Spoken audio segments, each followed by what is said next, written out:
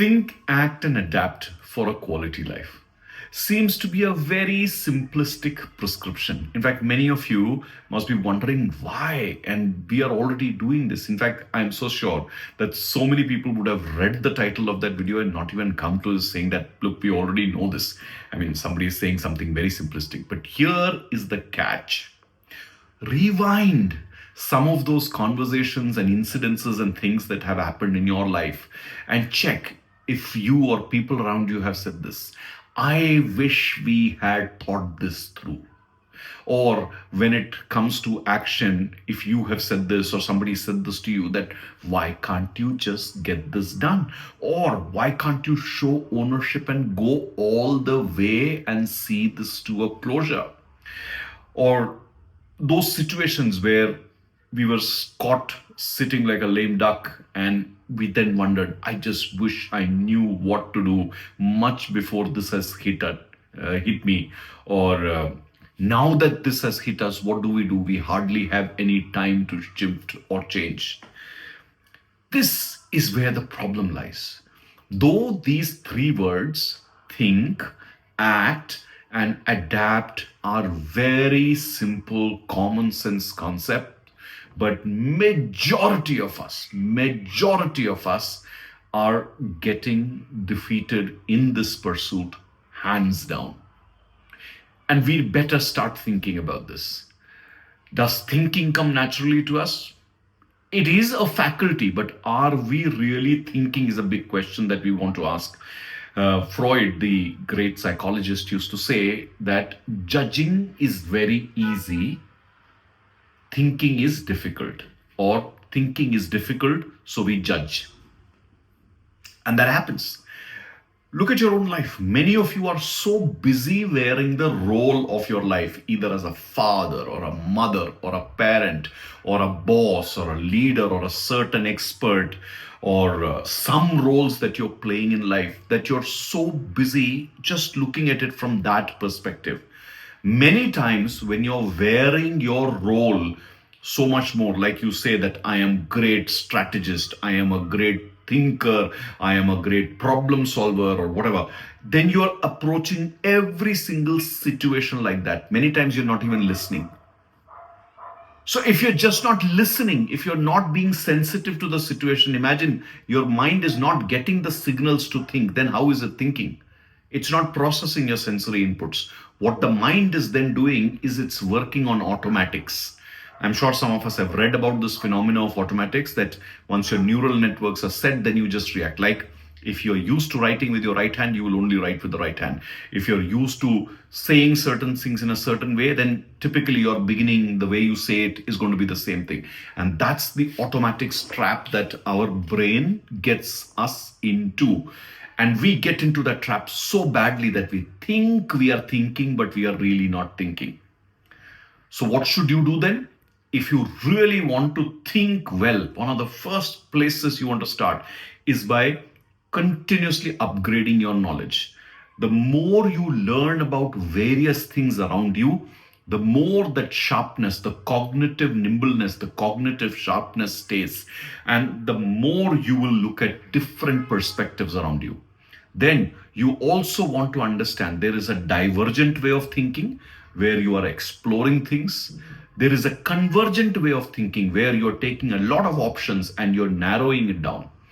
You also have assimilative thinking where you are taking a lot of thoughts and putting it together and just holding it there, just focusing on this and not doing anything with it at that point in time.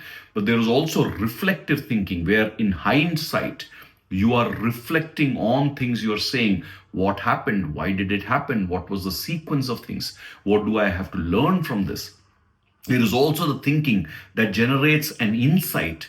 It's like a rule or a certain learning or a certain prescription for a given context or a condition. There is also the thinking which generates the foresight where you're forward looking and saying, okay, with all that I have, with all that I know, if there is an estimation that I could make, or if there is a certain direction that I could pick and choose, here is what it is. So thinking has many approaches. And my invitation to you is take a pause and see which kinds of thinking are you really good at?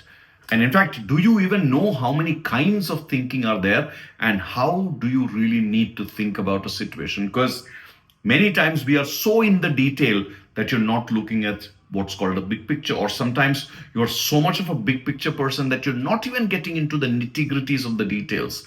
And it's not just about getting into the nitty gritties. You have to know a starting point. You have to know how things need to be built and put together again. And then you have to also know how to close things. All of this is thinking.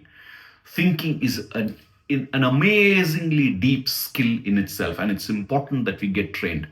There was this joke that we had about an individual that we knew. It was one of my close circles. We knew a certain person. If you took anything in front of him, he could take it apart so beautifully. He would show you exactly where the gaps were, or where it was broken. But the gentleman just did not know how to put it back together again. So if you ask the person, how do you get out of here? No answer.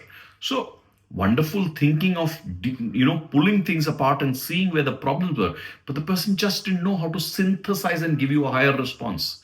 And it's a lacuna of thinking, and many of us have these kind of things. So if you are catching yourself judging, criticizing, estimation, dilly-dallying, being in double minds, doing something and then thinking, did I do this right or wrong? All of these are thinking issues.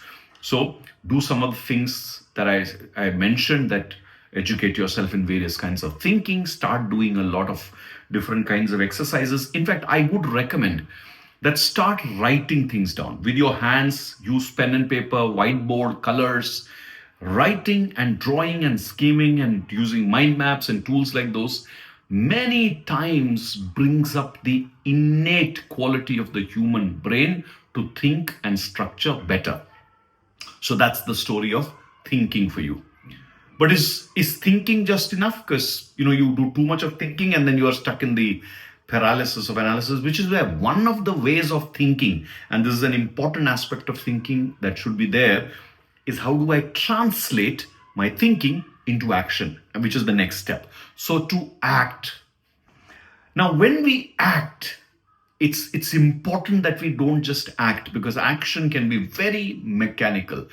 Am I completely invested? Is my attention where I am acting? Am I doing this purposefully, which means there is a choice of starting point, a goal, a delta that needs to be covered? And then how am I going to do it? Which means the means are as important in the action as the ends. So the reason why we are doing something is important. The starting point is important. The act of doing it and the means are important. The end goal is important. And that's why many times just action is not enough. You need to do so much more. Like somebody says, exercise. And you say, oh yes, I will start walking from tomorrow. There was no thought. Is walking really a good exercise? And hence, when you walked, you possibly walked just 5, 10, 15, 20 minutes and walked at a leisurely pace, and your body really did not have an impact. Or somebody said, you need to start talking less. And then in that action, what you said was you just started withholding your point of view. You did not apply your mind that when do I need to think and when do I need to speak and how much and where, and hence your action was very mechanical. So the thinking aspect, which I covered first, it has a huge implication on how we act and the quality of actions that we have. If you have thought things through well, and in the thinking itself, if you have decided all these things about the intention to act, the path, the means, the end goal, and how do you need to continuously engage, then your actions will be meaningful. Otherwise, that action is going to miss on energy, intent, the way you approach.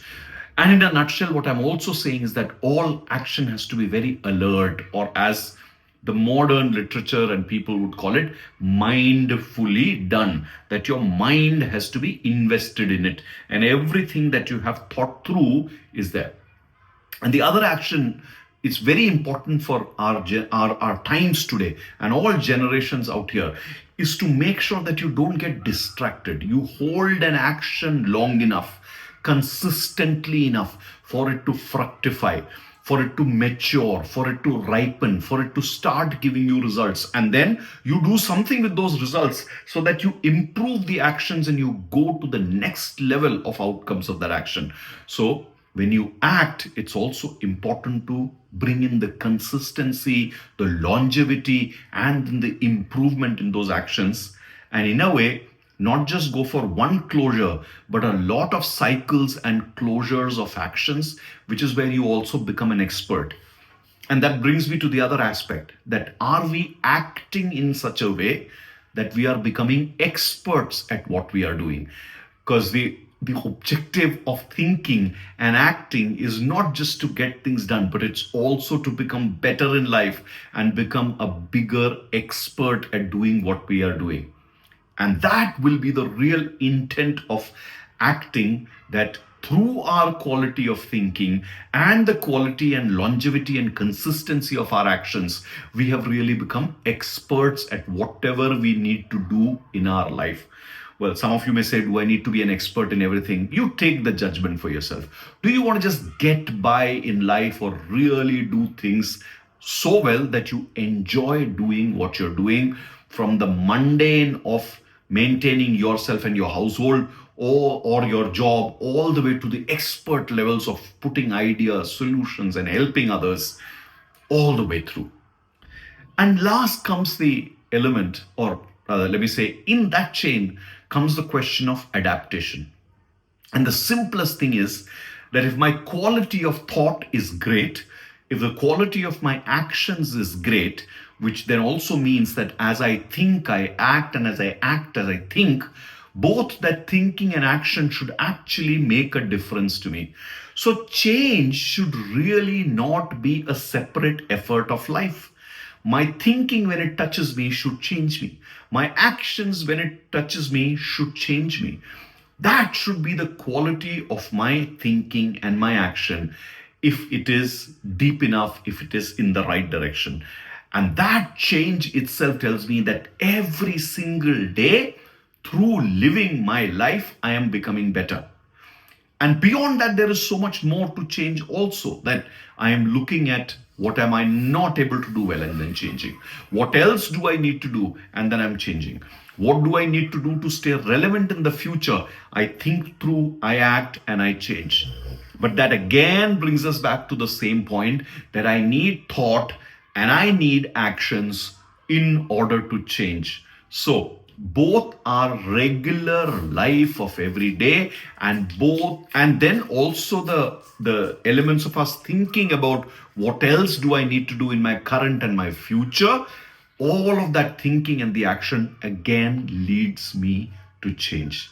Be conscious of this. Now I'll go back to that example that I said in action. So somebody said exercise. So you went out and said, I will start going for a walk. And you say, why? Oh, I don't like gyms. I don't like running. I don't like the sweating. So I'll just walk. Are you really then changing because you've not thought this through, that you're staying in your comfort zone? Even if you chose a certain exercise, it was so much in your comfort zone that it really didn't shift you or change you. Or again, going back to that example of where I said, somebody said you need to speak a little less, and you just shut yourself down and held your point of view back.